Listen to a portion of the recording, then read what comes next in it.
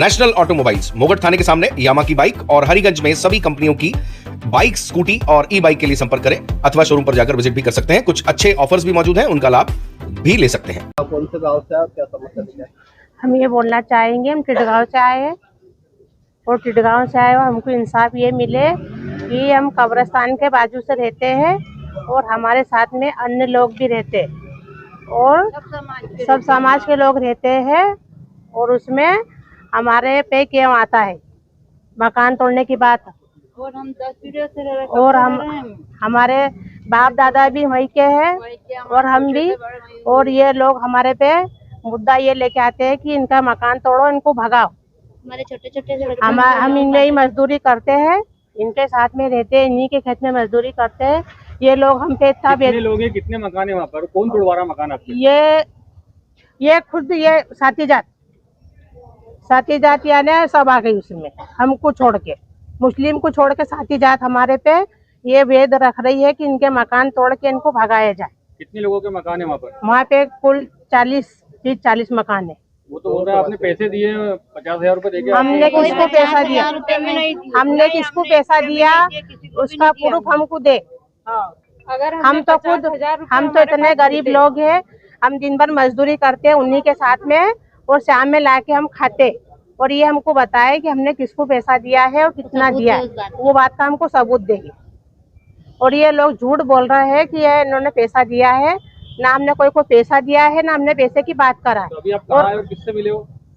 हम किसी से नहीं मिले हुए हैं, हम कलेक्टर ऑफिस आए, हमको वहाँ इंसाफ नहीं मिला। नहीं मिला हमको इंसाफ होना।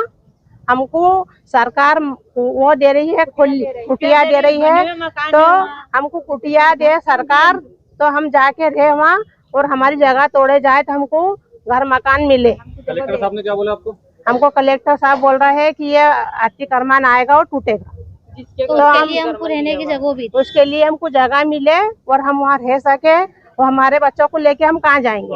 आपसे मांग करिए, आपसे मांग करिए मकान देने के लिए। घर बने में हम तोड़ के हम यहाँ इंसाफ मांगने आए, हमको इंसाफ नहीं मिला। ठीक है, नाम बता दो।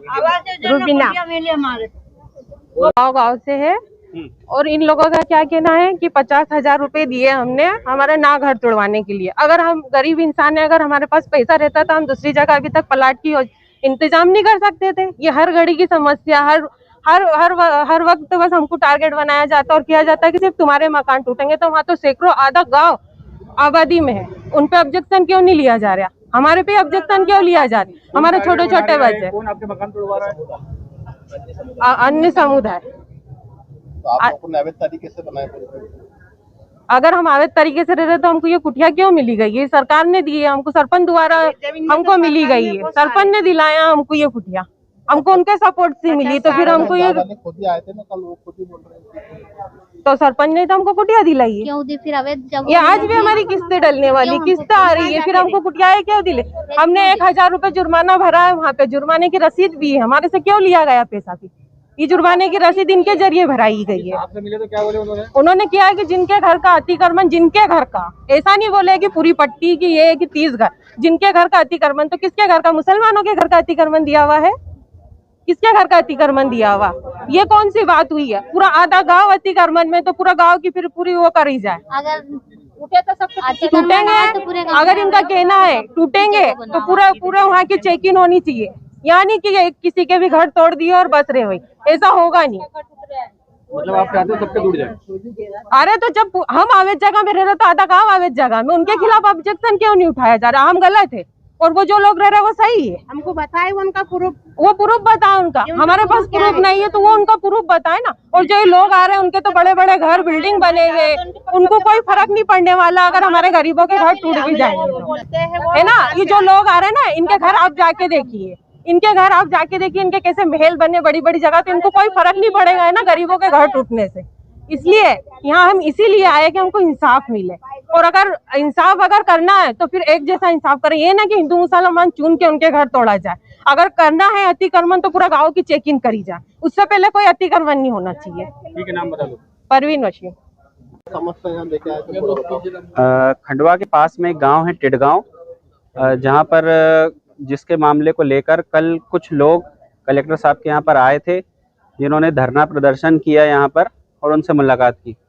मामला बस मैं इतना कहना चाहूँगा कि वो जो ज़मीन है वहाँ पर हिंदू भाई भी रहते हैं और मुस्लिम भाई भी रहते हैं और आपसी सौहार्द के साथ में रह रहे हैं, वहाँ पर मिलजुल कर रहते हैं। मगर कुछ जो चिटपंजू जो नेता किस्म के लोग हैं जो धर्म की राजनीति करते हैं, वो लोग आए दिन वहाँ पर जा रहे हैं और माहौल को ख़राब करने की, वहाँ जो सद्भावना बनी हुई है उसको ख़राब करने की कोशिशें कर रहे हैं।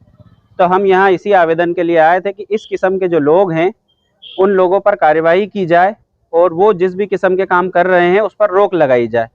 दूसरी बात ये कि वो यहाँ पर आए और उन्होंने धरना प्रदर्शन किया, जबकि 9 अक्टूबर से धारा 144 लागू हो चुकी है। तो जब धारा 144 लागू है तो फिर ये किस हिसाब से यहाँ पर धरना प्रदर्शन कर रहे हैं। बस इतनी बात मैं कहना चाहूँगा कि ये जो कुछ भी हो रहा है प्रशासन इसके खिलाफ कार्रवाई करे। ये आते हैं यहाँ दबाव बनाते हैं और कार्रवाई करवाने की कोशिश करते हैं। तो प्रशासन कब तक दबाव में आकर कार्रवाई करेगा। न्याय हासिल करना सबका यहाँ पर अधिकार है, कानून ने हमको अधिकार दे रखा है और ये सबके लिए एक है। तो जब कानून सबको समान अधिकार दे रहा है, वहाँ पर मुस्लिम लोग भी रह रहे हैं, हिंदू लोग भी रह रहे हैं, आपस में भाईचारे के साथ रह रहे हैं, तो उन्हें परेशान न किया जाए और वहाँ पर जो माहौल खराब करने की कोशिश की जा रही है या दंगा करने की जो साजिशें की जा रही है, ऐसा करने वाले लोगों को रोका जाए। मेरी प्रशासन से यही निवेदन है। कौन सी जमीन है, कहाँ का मामला और कौन लोग वहाँ पे जो ये फैला रहे हैं? यहाँ खंडवा से कुछ किलोमीटर आगे जो है टिडगांव नामी ग्राम है, वहाँ पर जो ज़मीन है उस पर कुछ लोगों के घर बने हुए हैं। लगभग 30 के करीब मकान है एक पट्टी में, जिसमें लगभग 15-17 मुस्लिम घर है और 15-17 जो है 15 के करीब गैर मुस्लिमों के भी घर हैं, जो वहाँ पर आपस में साथ में रह रहे हैं। तो ये इनका कहना है कि अवैध तरीके से बनाए गए हैं। तो अगर अवैध तरीके से बनाए गए हैं तो वहाँ पर तो सब साथ में रह रहे हैं। आप सिर्फ मुस्लिमों को टारगेट क्यों कर रहे हैं? पिछले कई वीडियोस में हम देख रहे हैं यहाँ पर ये आवेदन लेके आ रहे हैं, इनका टारगेट सिर्फ और सिर्फ मुस्लिम पक्ष होता है। भाई अगर वहाँ पर साथ में रह रहे हैं तो सब रह रहे हैं साथ में, सिर्फ मुस्लिम पक्ष थोड़ी रह रहा है। तो अगर आपको आवेदन देना है और आप इतने इंसाफ पसंद है तो आप फिर आवेदन दे रहे हैं तो सबके खिलाफ आवेदन दे। आप एक ही पक्ष को क्यों टारगेट कर रहे हैं?